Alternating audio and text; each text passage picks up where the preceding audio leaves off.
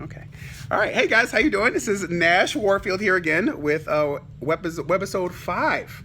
Getting a lot now of Significantly Square Leadership, and today I am very honored to be here with Dean Richeleen Dashield. She is Dean of Multicultural Affairs at Raritan Valley Comm College in Lamington, New Jersey. Is that right? Lamington? Branchburg? Yes. Lamington? Yeah, Branchburg, New Jersey. Right?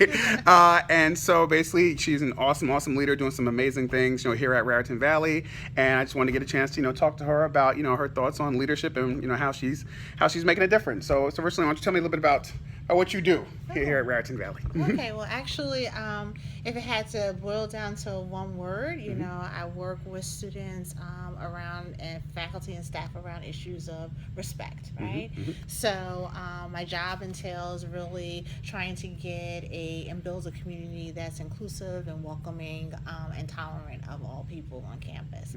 And so that means that I do that through workshops, programs, different educational events that we have on campus, Right.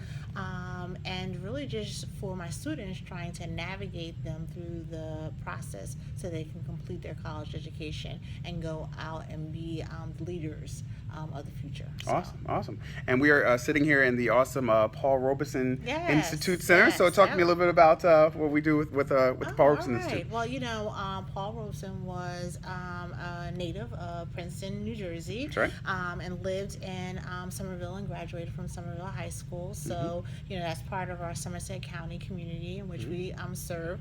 He serves as probably one of the titans in terms of American history as being such a dynamic individual in terms of his community activism, being a performer, Definitely a square. Yeah.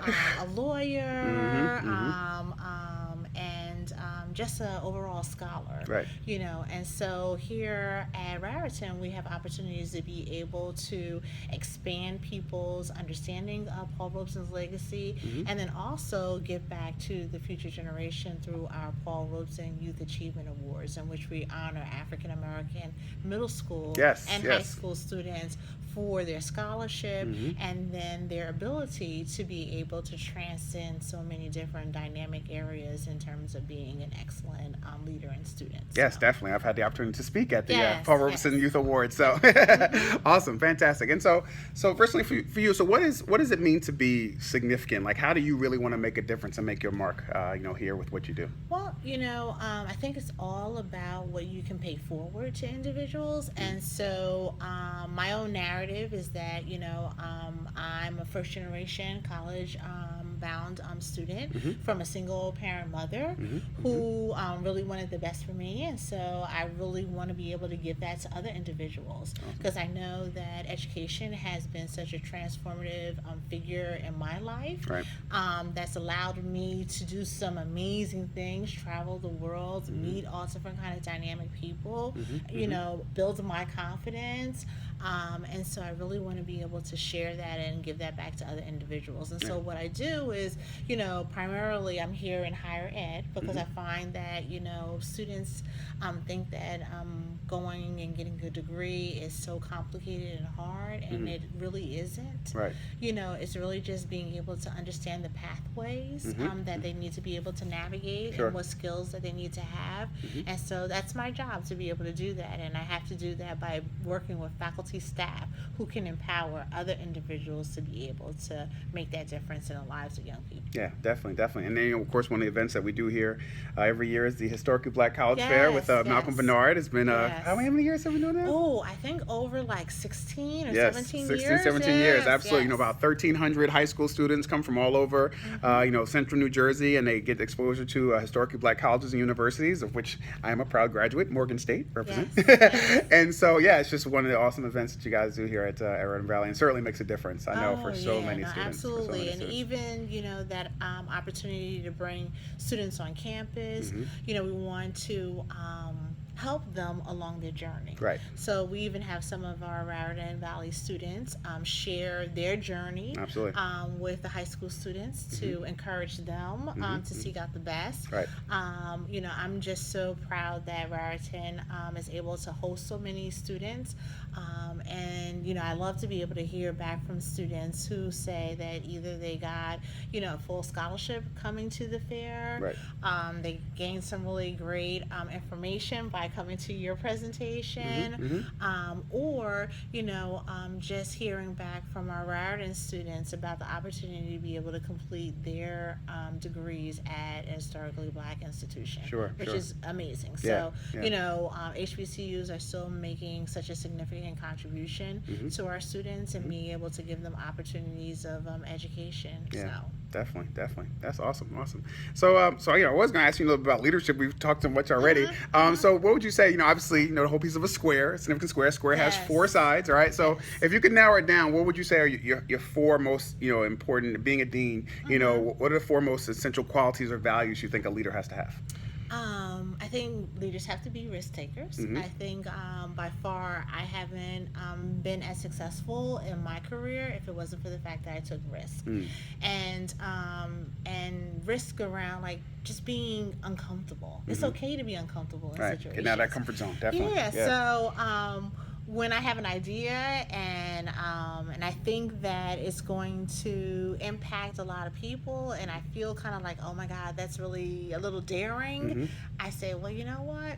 I'm going to go all in. Right. And when I usually go all in, the results are probably even better than what I ever expected it to be. Another thing is, I think a leader has to build a level of trust. And so individuals, especially around the work that I do, it's all about making connections with people and people feeling that they can trust you. Sure. And that you are a person of your word and that your actions actually match that. So, I think... that congruency, yes, definitely. so I think a lot of the things that I do, I have to be a role model at what I do. So, what you see is what you get. And I think sometimes people think, oh, well, is she really like that all the time? And I'm just like, absolutely. Come to my house and my kids always say, oh my goodness. Like you're always about the issue of being able to make a difference. And it really is. It's about paying it forward, and I want to be able to pass that on to so many other individuals. Sure.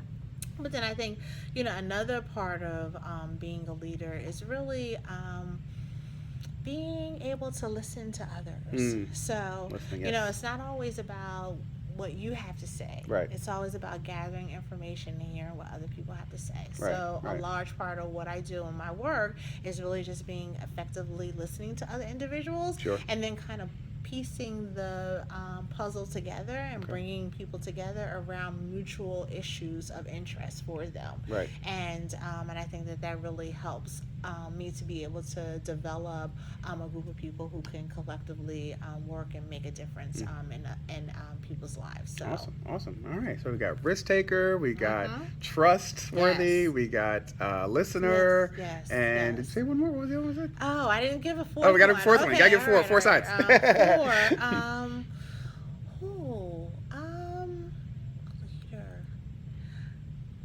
Geez, I think it's just about being authentic. I like it. I think if you have a really good sense of who you are, right? People can relate to that.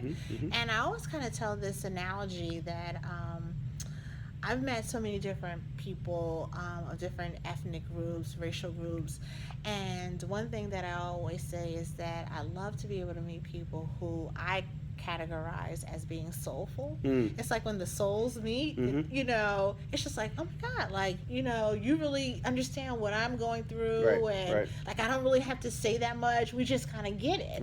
And I love that about individuals, and I think that that's their authentic being. So people who are very authentic, I think definitely, other leaders are attracted to those individuals. Absolutely. I like it. Very good. Well, So you can see why I wanted to interview her and why she had to be on an episode of Significantly Square, because she is certainly making a difference. She is certainly standing out, and we just appreciate, and I appreciate you for all that you have done. So once again, this is Nash Warfield, Significantly Square Leadership, here with Dean Richeleen Dashield. We, awesome webisode. Hopefully you guys have really enjoyed it, and we look forward to the next time with another great interview. Peace.